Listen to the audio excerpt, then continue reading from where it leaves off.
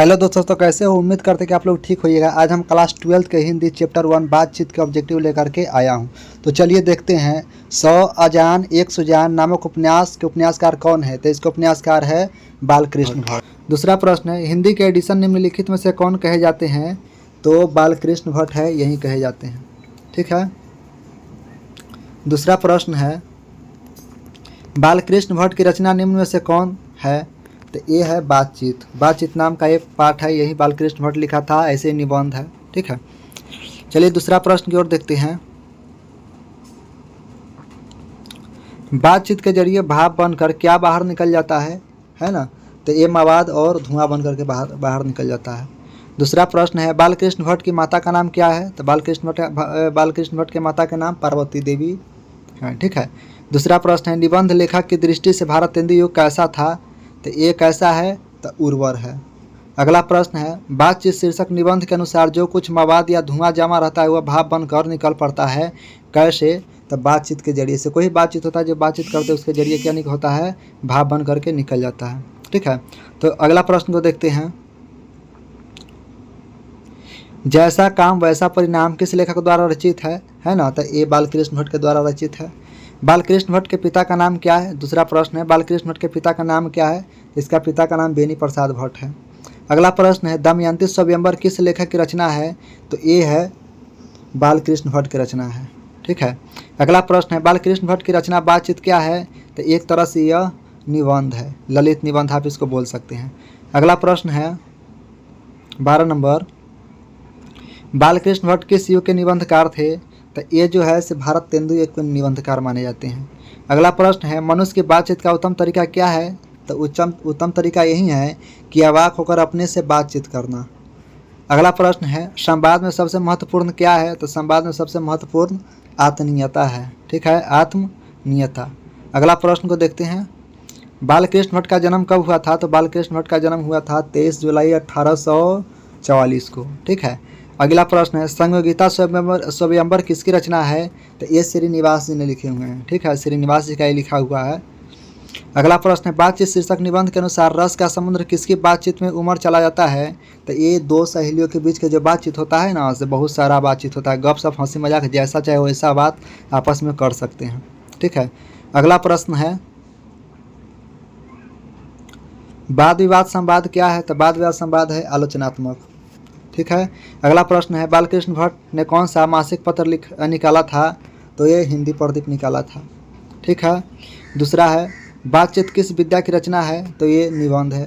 किसकी है? निबंध है। अगला प्रश्न है, रॉबिन्सन क्रूसो ने 16 वर्ष के उपरांत किसको मुख से एक बात सुनी थी? तो ये जो है तब फ्राइडे के नाम से सुनी थी। किसके नाम से? तो फ्राइडे के नाम से।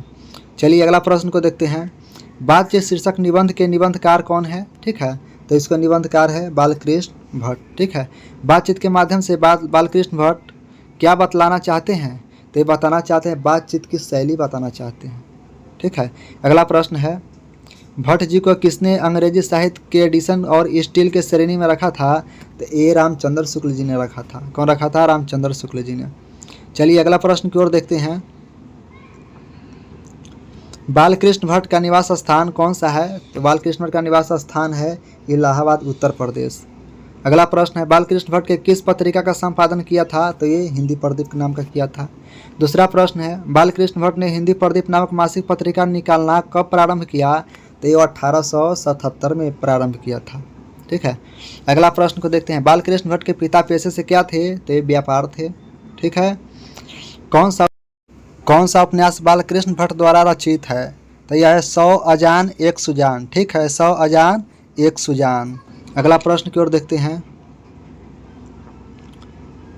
नाटक के प्रारंभ में होने वाले मंगल पाठ को क्या कहा जाता है? तो यह नांदी पाठ कहा जाता है। कौन पाठ? नांदी पाठ। रॉबिन्सन क्रूसो को कब तक मनुष्य का मुख देखने को नहीं मिला? यानी कि 16 वर्ष तक इसका मुख देखने को नहीं मिला। ठीक है। बोलने से ही मनुष्य का साक्षात्कार रूप प्रकट होता है। ठीक है। मनुष्य का बोलने से क्या होता है? साक्षात्कार प्रकट होता है। यह बात किसने कहा था? तो यह वेन जॉनसन ने कहा था। कौन कहा था? When Johnson. असल बातचीत सिर्फ दो व्यक्तियों के बीच हो सकती है, यह किसका मत है? तो यह मत एडिसन का है। एडिसन ने ही बताया था कि असल बातचीत सिर्फ दो व्यक्ति में ही हो सकता है। ठीक है। अगला प्रश्न है एडिसन के अनुसार असल बातचीत कितने लोगों के बीच हो सकती है? तो एडिसन के अनुसार असल बातचीत सिर्फ 2 लोगों के बीच में ही हो सकती है। चलिए अगला प्रश्न को देखते हैं।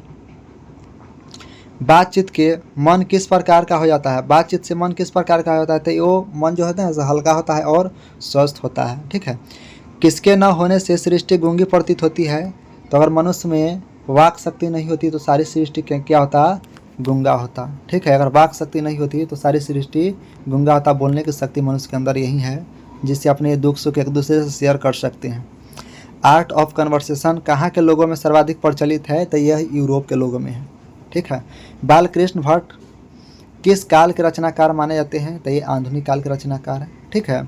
तो चलिए दोस्तों इसी पर ऑब्जेक्टिव समाप्त हुआ। जो भी प्रश्न था सारे को ऑब्जेक्टिव हमने बता दिया। ठीक है।